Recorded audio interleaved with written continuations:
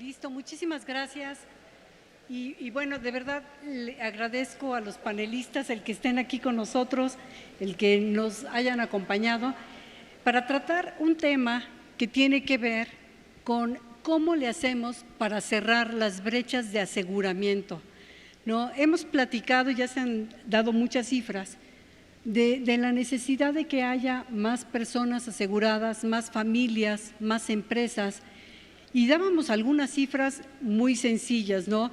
Por ejemplo, en México 3 de cada 10 vehículos cuentan con la protección de un seguro. Entonces, quiere decir que todavía pues hay un trabajo muy amplio por hacer en cuanto a poder cubrir a más personas. Hablábamos de seguros de gastos médicos, solamente cerca del 10% de la población cuenta con un seguro de gastos médicos. Es decir, tenemos 12.5 millones de personas que tienen la protección de este seguro. Entonces, aquí lo que queremos es ver cómo le hacemos para utilizar las mejores prácticas a nivel internacional y que también nos puedan decir qué se les ocurre que podría funcionar en nuestro país. Entonces, bueno, sin echar más rollo, porque creo que aquí lo interesante va a ser escuchar la experiencia de cada uno, es que yo comenzaría con algunas preguntas bien interesantes que nos gustaría plantearles. La primera pregunta sería para Manuel, y les digo, se habla mucho de la necesidad de cerrar las brechas de aseguramiento. Me gustaría, Manuel, que nos platicaras qué se entiende por brecha de aseguramiento, porque algunos lo cuantifican en millones de dólares, pero muchas veces no sabemos de dónde sale esa cuantificación. Y en tu opinión, ¿qué factores estructurales limitan la expansión del seguro en los países de América Latina? Sí, con todo gusto. Norma Alicia, en primer lugar, muchas gracias por la invitación a ti y a Amis para estar en esta convención. Es un placer, como siempre, estar aquí. Bueno, conceptualmente, la brecha de aseguramiento es esta diferencia que hay entre lo que sería un nivel económicamente óptimo, socialmente benéfico de protección de riesgos en una sociedad respecto del nivel que realmente existe. Hablamos de la brecha como un diferencial, digamos, de subaseguramiento respecto a un parámetro económico y social óptimo.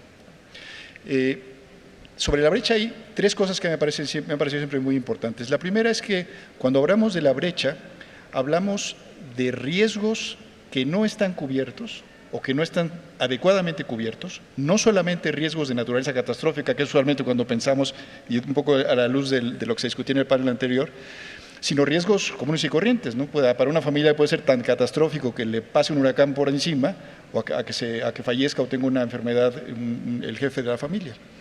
Y segundo, es también producto la brecha de no solamente de riesgos no cubiertos, sino también de población no cubierta o insuficientemente cubierta. Esa es, digamos, la primera gran característica de la brecha. La segunda es que la brecha no es un concepto estático tampoco, es un valor que se va moviendo en el tiempo en función, desde el punto de vista cuantitativo, de cuánto crece la economía, por ejemplo. Cuando crece la economía, pues los riesgos aumentan y hay más necesidad de protección. Y desde un punto de vista cualitativo, por el hecho de que emergen nuevos riesgos también, ¿no? El caso de los ciberriesgos es un buen ejemplo de riesgos que hoy existen y forman parte de la brecha de aseguramiento y que no existían hace 25 años. Y la tercera característica que me parece importante de la brecha es que en general, sobre todo en los países emergentes, pero en general, la brecha medida en términos absolutos tiene una tendencia a subir, a crecer. Y la brecha en términos relativos, es decir, medida como la relación de la brecha respecto al mercado que realmente existe, tiene una tendencia a decrecer. Digamos, me parecen las tres características importantes. Siguiendo al hilo de tu pregunta un poco, ¿cuáles son los factores que impedirían cerrar esa brecha, que es el equivalente un poco a ampliar la penetración o a que se expanda el sector asegurador? Nosotros encontramos básicamente que hay factores de naturaleza económica que tienen que ver con la oferta, es decir, con la capacidad del sector asegurador para ofrecer los productos que permitan cerrar esa brecha de aseguramiento, y factores que tienen que ver con la demanda, con los incentivos para que las personas adquieran esas protecciones y cubran los riesgos. Desde el punto de vista de la oferta, destaco los que más o menos conocen todo el mundo. Primero, pues que existe un marco regulatorio que estimule el funcionamiento competitivo del sector asegurador, que existan mecanismos para poder acceder a capital. El seguro es una actividad intensiva en capital, sobre todo cuando crece. Si pensamos en una expansión del sector asegurador, pues necesitaríamos estar seguros de que existe una base de capital sobre la cual pueda crecer el sector asegurador.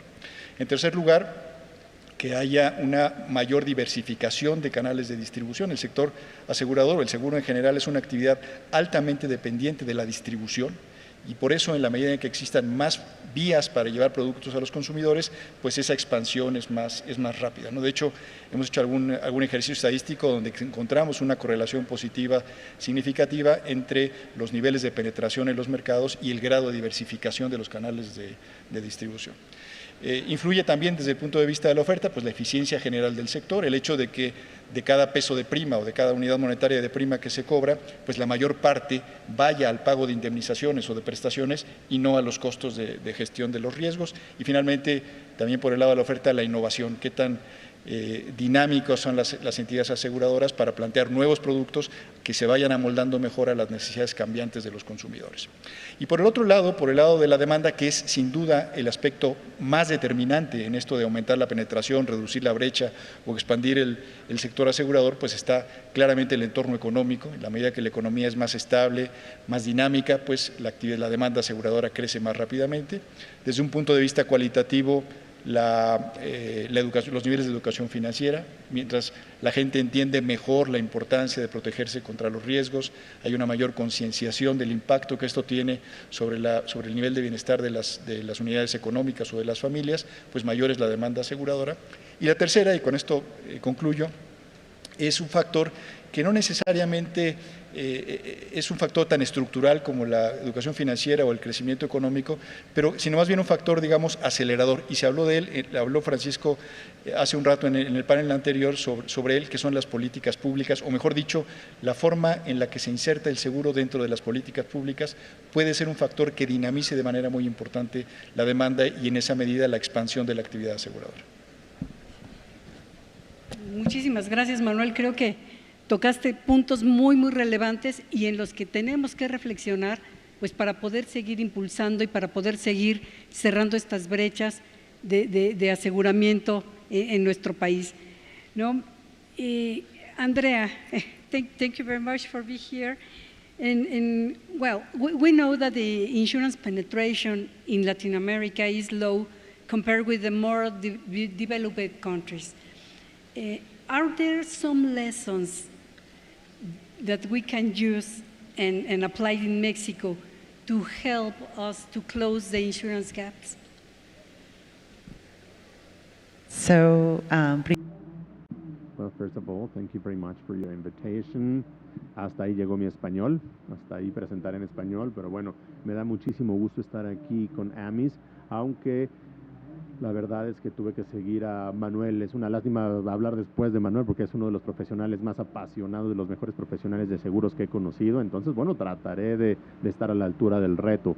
Bueno, para darle seguimiento a lo que dijo Manuel, me parece que tengo que estar de acuerdo con mucho de lo que él ya ha dicho, pero hay lecciones por aprender. No me quiero escuchar a mí mismo en español, perdón, voy a apagar mi receptor. Hay lecciones que tenemos que aprender. Desde el punto de vista académico, una de las cosas más grandes que se correlaciona con la baja penetración en el mercado de los seguros es el Estado de Derecho. Y como economista de escritorio, es decir, ahí está la regresión de la correlación que yo vi, me parece que realmente esto se trata de lo que dijo Ricardo hace un momento, tiene que ver con la confianza. ¿Puede pagar la empresa lo que promete pagar?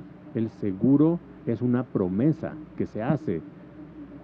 En una de las empresas donde yo trabajo, bueno, empezaron hace 120 años y las empresas resulta que hace mucho tiempo, en 1860, no pudieron pagar sus deudas después de un incendio muy grande en la ciudad de San Francisco. Entonces la confianza en la aseguradora es la base para poder cerrar la brecha la brecha de protección. Sabemos que actualmente hay muchísimos incendios forestales en California y ahí hay seguros, y también por ahí hay un agricultor pequeño que necesita un seguro para cubrirse contra la pérdida de su cosecha y asegurar a su familia. Entonces esto tiene que ver con inversión de capital, con los ingresos que van a este producto.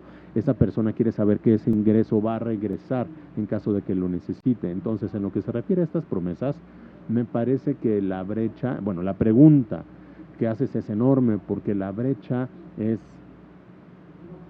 está creciendo, no se está reduciendo, está creciendo. Me encantaría decir que en diferentes partes del mundo, en el mundo desarrollado, ya se encontró una solución para cerrar esta brecha, pero no. Conforme los riesgos son más complejos, como el riesgo cibernético, el cambio climático, cada vez es más difícil, pero lo que vemos entonces es la innovación. Vemos la innovación a través de astrofísicos en California que están desarrollando maneras para realmente entender los riesgos contra los incendios forestales. Y hay hogares que recientemente se han declarado como no asegurables, pero son no asegurables porque la innovación de esta gente que vio el programa y buscó resolver, perdón para los traductores porque parece trabalenguas, pero buscaron reducir el problema para encontrar la manera de reducir los riesgos del aseguramiento que están asumiendo. Entonces hay muchísimas historias en torno a cómo se puede atacar la brecha de protección desde muchos ángulos. Hablaremos en este panel de esto. Hay que pensar si se requieren políticas pequeñas o políticas mucho más grandes. Creo que esto tiene que ver nuevamente con la promesa, la confianza que el asegurado debe tener en una empresa, sabiendo que le va a poder pagar en caso de que suceda algo impredecible. Muchas gracias. Voy a continuar con Dave. Muchas gracias, Dave. Quiero preguntarte, en términos de riesgo, principalmente hablando de riesgos emergentes, ¿cuáles son los más relevantes para la industria aseguradora? En el mercado estadounidense, ¿cuál es el riesgo que tiene que abordarse como prioridad? Buenas tardes y muchas gracias. Antes de comenzar, quiero reconocer el hecho de que México le ha dado al mundo a algunos de los más grandes líderes de la industria aseguradora, de la regulación aseguradora, y para mí es un honor estar en este panel con dos de ellos hoy. Sin duda, México ha dado mucho más de lo que se hubiera esperado de cualquier otro país en cuanto a liderazgo, tanto en torno a seguros como la supervisión de los seguros. Y tengo que reconocer en especial a nuestra moderadora, a Norma, a Manuel Aguilera, por sus aportes en muchas áreas. Ustedes han liderado algo de lo que no hablaré brevemente, que es la Federación Internacional de Asociaciones de Aseguradores. Es una asociación de asociaciones, es una criatura reciente, bastante nueva, pero ha producido un informe muy interesante en marzo de este año, exactamente sobre el tema de las brechas de protección. Ahora, en este informe se establece que hay 4 tendencias globales que afectan las brechas de la población, sobre todo en la era actual. La primera es la tecnología. La segunda es el cambio climático. En tercer lugar, la demográfica. Y el cambio demográfico y el cambio social. Y 4, los temas macroeconómicos y la política. Y estas tendencias principales afectan todo lo que hacemos. Y los hemos escuchado hoy. Y desde antes sabemos que estas tendencias están afectando lo que hacemos en la industria de seguros de una u otra manera. Pero después de identificar las tendencias, la Federación Global, en su informe, hace un intento por calcular, por cuantificar, si quieren decirlo así, el total, las brechas de protección totales en diferentes áreas, y son números sorprendentes. Les voy a decir cuáles son, que son números bastante bajos. Por ejemplo, en términos de la brecha de protección para seguros contra delitos cibernéticos, $0.9 trillones. En las pensiones, $1 trillón estadounidenses. Catástrofes naturales, $0.1 trillón estadounidenses. Y seguros de salud, $0.8 trillones dólares estadounidenses para un total global de una brecha de protección de 28.2 trillones de dólares estadounidenses. Bueno, damas y caballeros, tenemos un reto. Hoy hablamos de un reto. Y me parece que los recursos que tenemos en esta sala son capaces de enfrentar este reto. Pasemos rápidamente entonces a los Estados Unidos, porque finalmente esa fue la pregunta, una disculpa. En Estados Unidos se han visto todos los temas que se han discutido con anterioridad aquí. Se ha visto la volatilidad climática, el movimiento de poblaciones hacia áreas vulnerables por el clima. Existen retos y oportunidades generadas por la tecnología y se necesita crear nuevas coberturas, más coberturas en particular en el campo cibernético, pero hay un factor de riesgo y es algo de preocupación especial en Estados Unidos actualmente, y es el riesgo político. Hemos escuchado y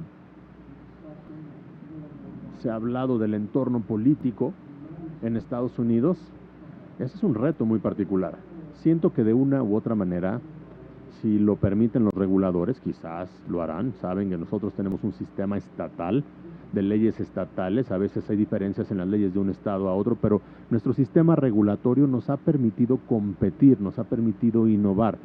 Pero el sistema político actualmente está interfiriendo de maneras que no tienen precedente. Esperamos que esto no sea algo que suceda en otras jurisdicciones, pero sobre todo lo vemos en la actualidad. Nosotros, infortunadamente, en el área de seguros nos hemos visto afectados por la política. La mayor preocupación que tengo en este momento en torno a Estados Unidos, además de todos los riesgos que se han mencionado antes, es el riesgo de una polarización política y cómo esto pudiera impactar lo que hacemos en la industria de seguros. Les voy a dar un ejemplo rápido. Muchos de los miembros de mi asociación comercial, representamos más o menos a 1,200 aseguradores, se han comprometido con el medio ambiente, y algunos de nuestros estados han requerido que se establezcan compromisos relacionados con el cambio climático y el medio ambiente. Ahora estamos viendo cómo algunos de nuestros estados básicamente le están diciendo a las empresas que hicieron esos compromisos: si tú estás a la altura de esos compromisos para mi estado, no vas a poder hacer negocios en mi estado. Este es un ejemplo de lo que yo llamo polarización extrema. Este es uno de los retos más grandes que tenemos en la industria aseguradora de los Estados Unidos en la actualidad. Gracias. Muchas gracias. Muchas gracias. Yo creo que estamos tocando distintos aspectos de esta brecha de aseguramiento, y creo que cada vez se complica un poco más, porque parecería ser, originalmente decíamos que en países a lo mejor en donde hay más penetración del seguro, donde van más adelantados, como que sonaba que ya habían medio resuelto el cómo atender a esta población que a lo mejor está no completamente atendida, ¿no? Y cómo cubrir más riesgos, pero nos damos cuenta que con riesgos emergentes, pues también, y con las necesidades de una sociedad más moderna, pues van cambiando todo esto, ¿no? Entonces, Lalo, yo quisiera preguntarte, en tu opinión, ¿tú crees que la industria de seguros en México está trabajando en el diseño de productos? Aquí me enfocaría más del lado de la oferta, que permitan cerrar la brecha de aseguramiento y que también atiendan de mejor manera las necesidades de los consumidores, pues, que son cada vez más modernos, más digitales. ¿Cómo ves tú? Gracias, Norma Alicia, primero por la invitación, y quisiera hablar de la brecha en un concepto más amplio e inclusive. La más clara siempre es los niveles socioeconómicos más bajos, el mercado C famoso, y creo que ahí, más que un tema de productos, es un tema de canal de distribución. Necesitamos trabajar y creo que lo estamos haciendo. El número de asegurados ha venido creciendo en forma paulatina. Obviamente hay un tema que tiene un límite por la propia demanda en la parte económica de los ingresos de los clientes, pero sí hay avances relevantes y además hay compañías muy especializadas en diferentes nichos de mercado. Se han abierto muchos productos y muchos segmentos que antes no se atendían. Pero hay otros temas que tienen que ver con la brecha y déjame tocar dos. Uno de ellos es salud. Salud, el problema más grande de la brecha, no lo tenemos solamente del lado del producto, sino en realidad la infraestructura de salud del país, y toco ahorita la parte privada. En realidad es una infraestructura todavía insuficiente, pero además que opera muy ineficientemente y lo sufrimos las aseguradoras, es decir, protocolos médicos, control de costos, y las compañías estamos haciendo un enorme esfuerzo por tratar de hacer que esa oferta crezca y se profesionalice contra lo que hay en otros países. Me parece que esa brecha se ha agravado ahora con el deterioro de los sistemas de salud públicos, que nos lleva a una enorme oportunidad, pero un enorme compromiso de poder decir, hay un mercado que antes se atendía en los sistemas de seguridad pública y que ahora le es imposible por problemas de eficiencia de estos sectores. Entonces, sí creo que tenemos y estamos trabajando, pero son procesos que nos llevan años para cómo mejorar tanto la oferta como mejorar la eficiencia de esa oferta. Y toco otro ejemplo, automóviles, que se tocó hace rato. Pues obviamente sabemos que hay una parte de una población no asegurada y siempre decimos debería haber políticas públicas al respecto y no las hay. El problema es por qué no las hay. Pues porque todavía no tenemos una conciencia en el país que manejar un vehículo en vías públicas, y ya sea motocicleta, automóvil, hasta bicicleta, representa una responsabilidad y debemos asumir esa responsabilidad. Es un tema más de educación. Los avances son pequeños, pero AMIS acaba de lograr la firma de un extraordinario convenio y es un pequeño avance de cómo vamos cerrando esta brecha. Entonces, no hay una sola acción, en mi opinión, hay muchas acciones que hace el sector asegurador y que todos los días busca cómo cerrar estas brechas, porque representa no solamente una oportunidad de negocio, sino un compromiso con la actividad de la cual hacemos, queremos y pretendemos que se expanda, porque es trascendente para el bienestar de la sociedad mexicana. Muchas gracias. Bueno, Manuel, también quisiéramos preguntarte, un poquito se ha hablado, esta parte que mencionó Lalo tiene que ver con esta multicanalidad, ¿no? Y más que tipo de productos, pero tú mencionabas adicionalmente a todo ello que hay otro tipo de factores que inciden o que ayudan a cerrar esta brecha, y mucho tiene que ver con las políticas públicas que establezcan los gobiernos. Me imagino que de acuerdo a los estudios que han realizado, puedes ver experiencias internacionales exitosas que no solamente incluyen, pues a lo mejor, educación financiera y ciertas políticas públicas que han ayudado a todo esto. ¿Nos podrías compartir algunas que en tu opinión sean experiencias de éxito y que pudieran ayudarnos en el caso mexicano? Sí, una de las cuestiones de las que yo parto cuando hablo del tema de las políticas públicas, que creo que es el gran tema cuando se habla de brecha de aseguramiento o de tratar de acelerar el cierre de la brecha de aseguramiento, y Francisco Astelarre lo planteó también en el panel anterior, es que la brecha de aseguramiento se va cerrando, digamos que tiene una fuerza más o menos inercial para irse cerrando, pero la velocidad de cierre de la brecha de aseguramiento pues es relativamente lenta, ¿no? Si solamente se deja al esfuerzo del propio sector el ir avanzando en términos de penetración de la actividad. La política pública lo que puede hacer es acelerar ese proceso. Y yo parto de lo siguiente: cuando uno piensa en cuáles son los objetivos de un gobierno, y por eso ganan o pierden elecciones, es tratar de disminuir las desigualdades sociales. Yo en eso centraría, digamos, el objetivo central de un gobierno. ¿Por qué?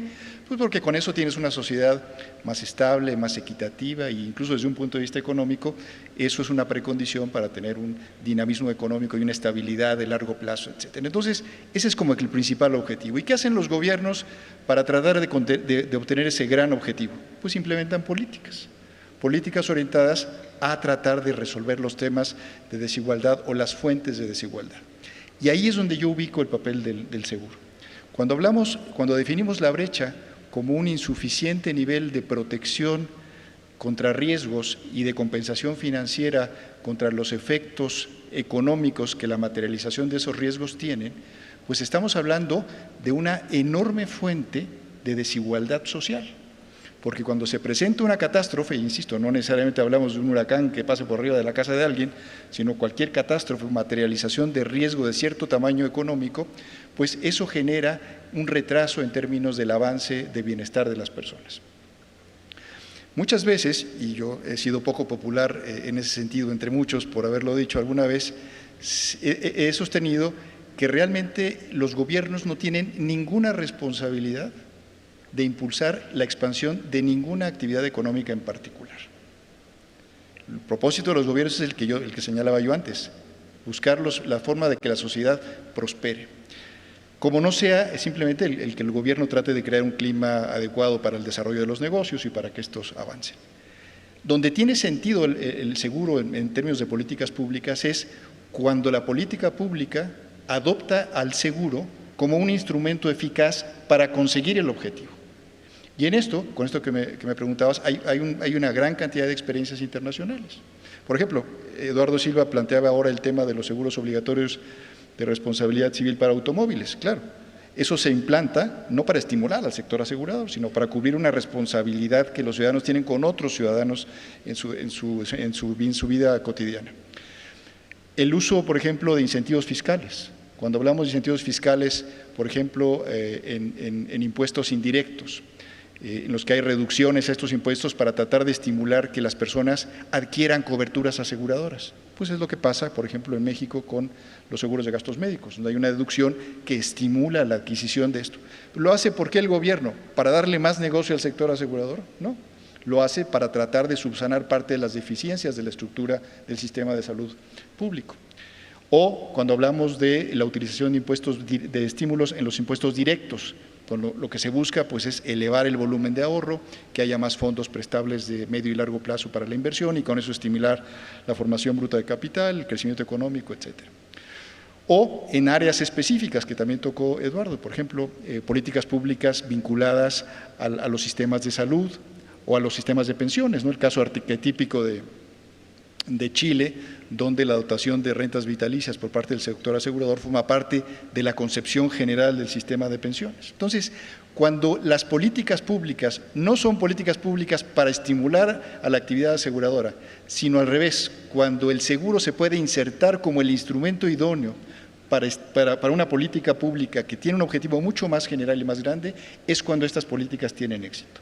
Nosotros, y con esto concluyo a lo que me preguntas, hicimos alguna estimación de cuál ha sido en América Latina el impacto de esas políticas públicas en las que ha participado el seguro. En términos generales, en la última medición que hicimos, del total de penetración que hay en América Latina, más o menos un 31% se explica por el éxito de políticas públicas. En otras palabras, de no haber existido políticas públicas, la penetración en América Latina sería un 30% menor a la que es actualmente. Con algunos casos muy exitosos, como el caso de Puerto Rico, donde casi el 67-68% de la penetración se explica por una política pública, o el caso de Brasil, donde es casi el 58%, vinculado también a los seguros de salud, o Chile con las rentas vitalicias, que hasta donde me acuerdo es como el 43%, hasta los casos menos exitosos, como el caso de México, donde el efecto es más o menos del 4.4%. No, muchísimas gracias, y creo que muy ilustrativo. Y me imagino que debe de estar relacionado porque se instrumentan ciertas políticas públicas, en el caso, por ejemplo, de México, y no se supervisa adecuadamente el cumplimiento, ¿no? Entonces, no basta con establecer la política si no tienes formas de fiscalizar, ¿no? Muchas gracias. Well, it's very interesting. And Andrea. Ok, fue muy interesante. Andrea, veo que tienes mucha experiencia trabajando en Microinsurance Network. No sé si nos puedes hablar un poco respecto a las mejores prácticas para cerrar esta brecha del aseguramiento, tal vez pensando en América Latina, alguna línea personal de seguros. Gracias por la pregunta. Sí, nosotros tenemos una organización sin fines de lucro que ha estado funcionando por cerca de una década. Y hay mucho que mencionar cuando estamos hablando de prioridades en cuanto a políticas públicas y los programas reales que nos van a ayudar a cerrar esta brecha de la protección o del aseguramiento. En otras partes del mundo, si vemos la pirámide demográfica, vemos que hay una porción de esta pirámide que tiene acceso a programas de cobertura y tenemos otra parte que tienen acceso al microaseguramiento, y si quitamos esta porción de la pirámide, a lo mejor vemos que mucha de la población en algunos países como India o Filipinas, estamos hablando de un gran porcentaje de la población, son una porción de la pirámide que no está accediendo al seguro. Entonces necesitamos trabajar en esas brechas.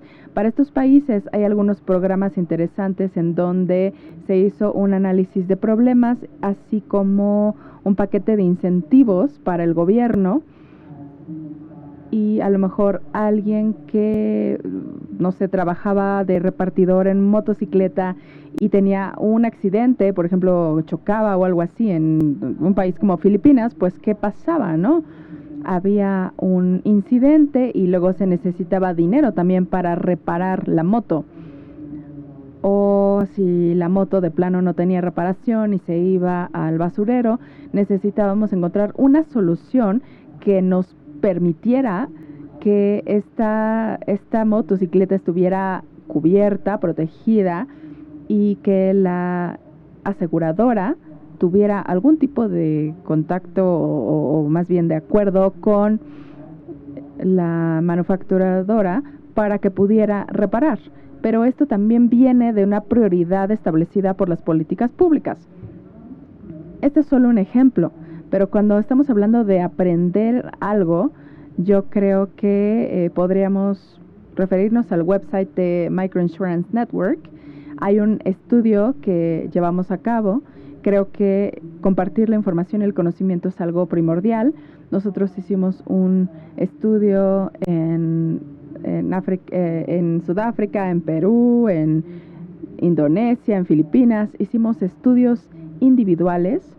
Les recomiendo echarle un ojo a lo que se ha escrito con respecto a la aseguradora en estos países y cómo los gobiernos hicieron ver los seguros de forma más atractiva para la población y también que fuera consistente con las prioridades de las políticas públicas de estos gobiernos. Creo que nosotros ya lo empezamos a ver en algunos países de América Latina, por ejemplo en Perú, en donde estamos trabajando para programas con seguros paramétricos. Por ejemplo, los campesinos. Los campesinos necesitan desarrollar mejores productos que les dejen mayor rentabilidad, por supuesto, pero esto necesita de un seguro para ellos poder cultivar, para ellos poder protegerse, porque a lo mejor esta siembra estuvo sujeta a factores como una sequía, etcétera. Entonces nosotros le permitimos a través de estos instrumentos a la persona, le permitimos tomar riesgos. Entonces, si nosotros repetimos este tipo de cosas o lo replicamos más bien en distintos países, yo creo que llegamos, les decimos, oigan, aquí hay una línea de negocios que podemos seguir, un modelo de aseguramiento que funciona para este sector. Creo que es bueno porque está probado y comprobado. Hay algunos más fáciles que otros.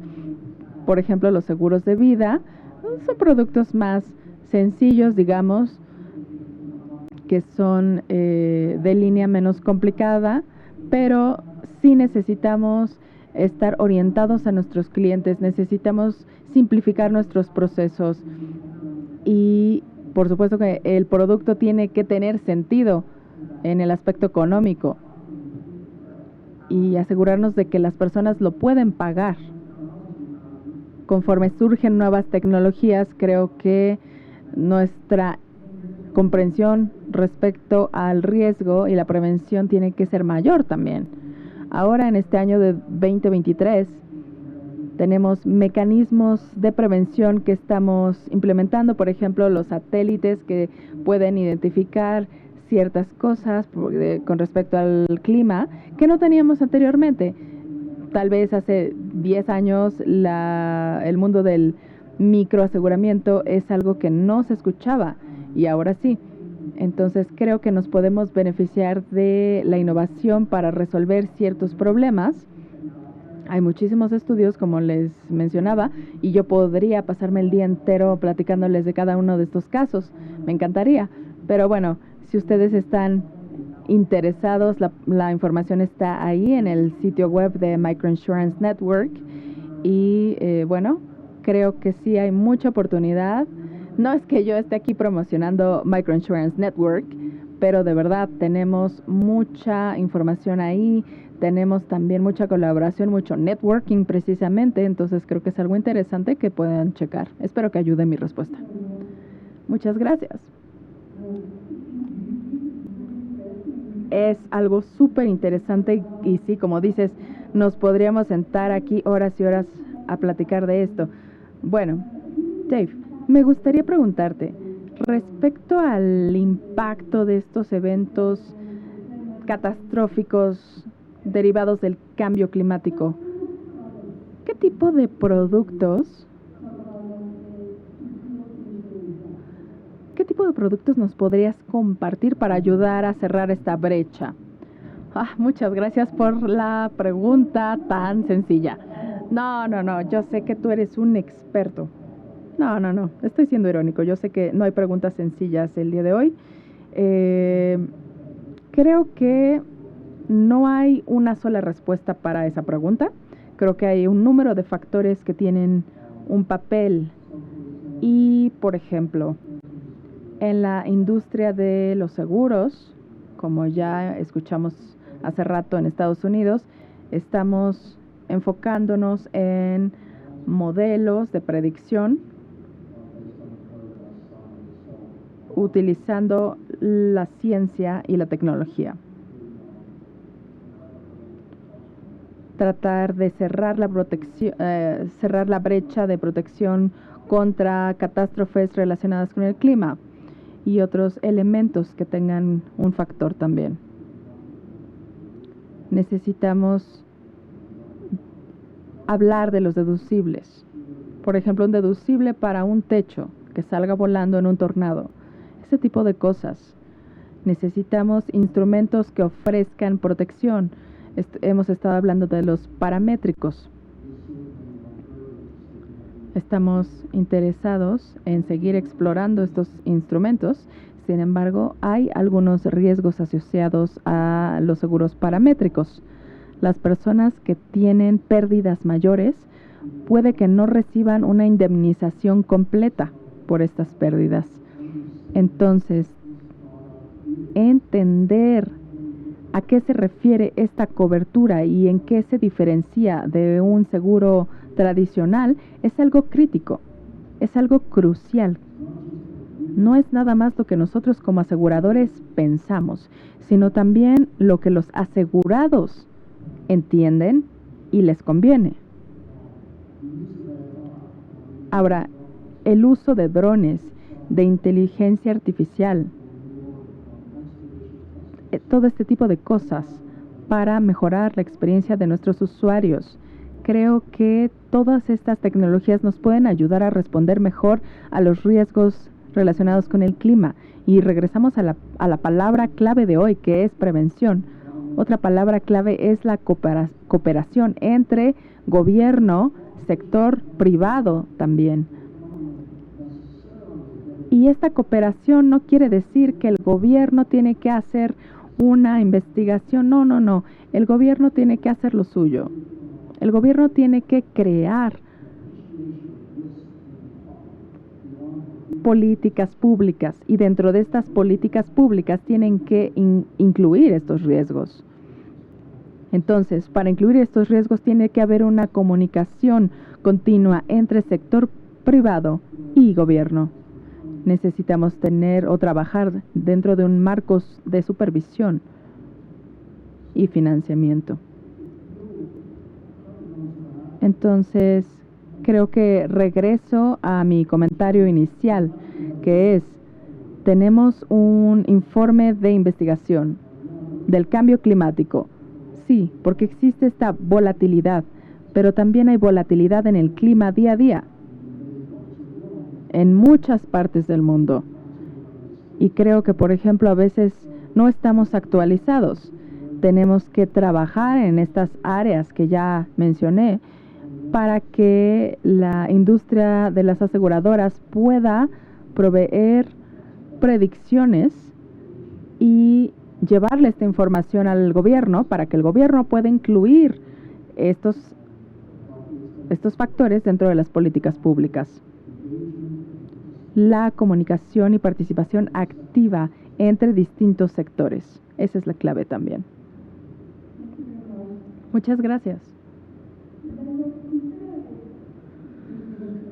Lalo, I would like you to hear your opinion on the following. We know that in Mexico we have a big protection gap in terms of everything that has to do with different things, but people. En esta situación, por ejemplo, solamente el 6% de las viviendas tienen un seguro de manera voluntaria, ¿no?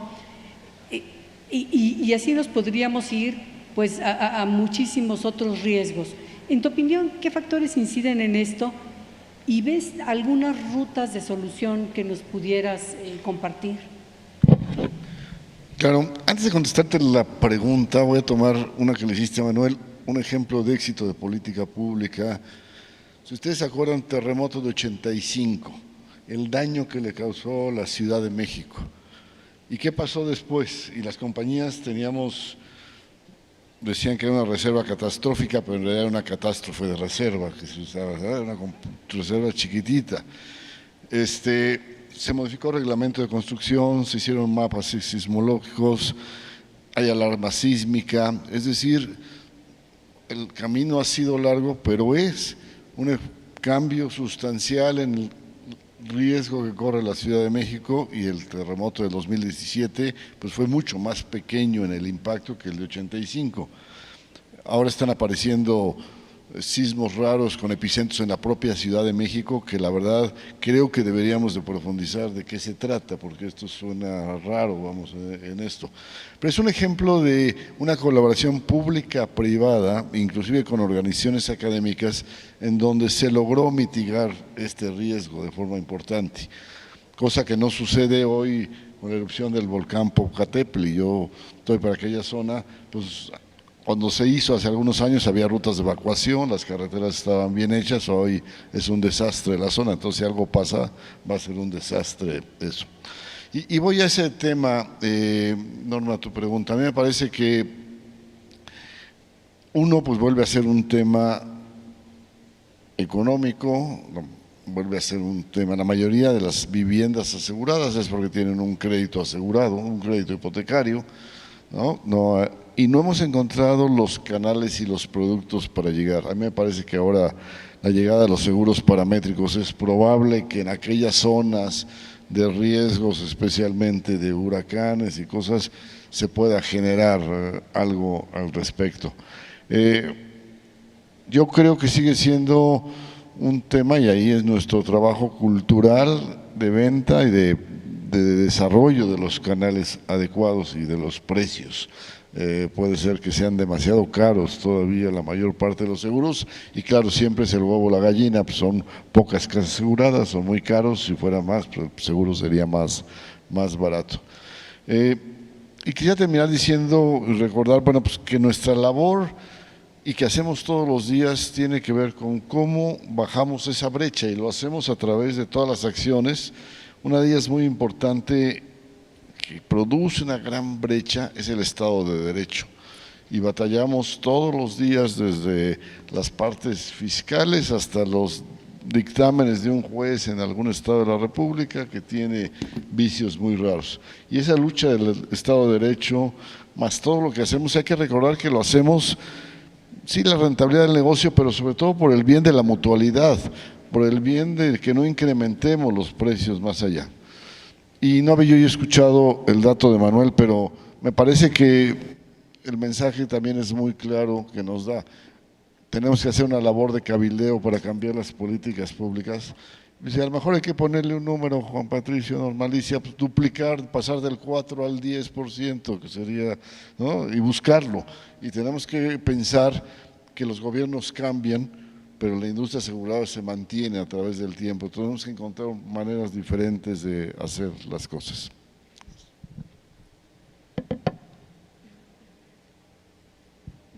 Muy interesante. Realmente yo creo que tenemos un gran trabajo por desarrollar. Y ahora que mencionabas esto, Lalo, de habría que ponerle un número. Recuerdo un estudio de Mafre Economics, en donde mencionabas, Manuel, que para cerrar la brecha de aseguramiento en México teníamos que crecer un número determinado de años a una tasa. ¿Tienes los datos, más o menos? ¿O quieres que yo medio lo diga? Porque también lo dije, digo era como de memoria, pero estabas hablando de tasas cercanas, eran superiores al 10% nominal, ¿no? 10% nominal, y decías que con eso se cerraba la brecha de aseguramiento en 30 años o en 10 años. En 10 años. Ese es el tamaño del esfuerzo que tendríamos que hacer, arriba del 10%, sostenido 10 años, ¿no? Y bueno, y es algo similar a lo que propone Lalo, ¿no? Hay que ponerle un número, y habría que ver cómo le hacemos para ir teniendo como pequeños logros, ¿no? Sí, por favor. Nada más sobre ese punto. Efectivamente, esa estimación lo que hacía era un poco plantear cuál sería la tasa de crecimiento necesaria para en 10 años cerrar la brecha que determinábamos entonces. Nuestro último estudio es del 2022, en septiembre sacamos el nuevo, pero bueno, con ese dato es correcto lo que dices. Sin embargo, digamos que esa es una parte de la historia, porque lo que eso te permitirá, si creces a esas tasas, es consumir la brecha que se calculó entonces, pero como decíamos hace un momento, la brecha sigue creciendo, con la característica de que un mercado como el mexicano, como ocurre en un mercado como el mexicano, la brecha crece, pero crece en general menos rápidamente de lo que crece la actividad aseguradora en el país. Y entonces un poco, más bien pensar, más que en consumir la brecha, en un proceso de convergencia a un nivel mínimo de brecha que sea compatible con la actividad social, ¿no? Que es un poco como el ejemplo que a los sectores les debe encantar, de la paradoja de Aquiles y la tortuga, ¿no? O sea, nunca te vas a acabar de consumir la brecha, pero sí te vas acercando cada vez más y más. Y ese periodo de convergencia, en ausencia de políticas públicas, es más o menos de 22 años. O sea, en 22 años, con la dinámica histórica del sector asegurador, se podría alcanzar esa convergencia. Con la existencia de políticas públicas, o mejor dicho, del sector del seguro como un instrumento de política pública, ese periodo podría, por supuesto, acortarse. No, pues muchísimas gracias. Y bueno, creo que ya se me está acabando el tiempo, ¿verdad, María Luisa? No sé. A lo mejor lo que podríamos pedirle a nuestros expositores es algún comentario final que quisieran hacer sobre el tema. ¿Son final remarks? Dave? First of all, I want to Sí, primero primero que nada quiero agradecerle a Amis por este panel. Yo creo que estas son preguntas difíciles y Amis siempre tiene la iniciativa para plantear estas preguntas difíciles y eso es algo que le aplaudo. Gracias a todos los que están en este recinto por compartir su conocimiento. Creo que hemos estado compartiendo buenas anécdotas y creo que la conclusión es que necesitamos más colaboración entre las aseguradoras y el gobierno, el sector privado también, para ofrecer los productos que el cliente merece. Gracias. Lalo.